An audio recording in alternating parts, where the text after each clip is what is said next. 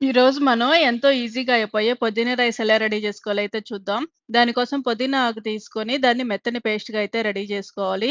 తర్వాత పొయ్యి మీద పాన్ పెట్టి ఆయిల్ వేసుకొని ఆయిల్ హీట్ అయిన తర్వాత పలావ్‌కి మసాలా అంతా గూడా వేసుకొని ఫ్రై చేస్తున్నాను.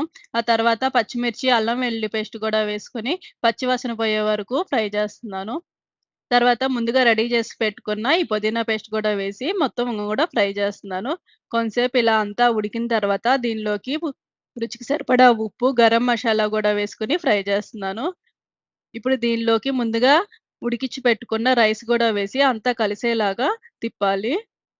ఇప్పుడు ఈ బిర్యానీ ఆకు తీసేస్తున్నాను. రైస్ కలపడానికి ఈజీగా ఉంటది.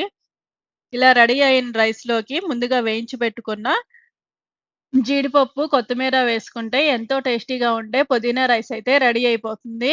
ఈ రైస్ లంచ్ బాక్స్‌లో గూడా చాలా టేస్టీగా ఉంటుంది.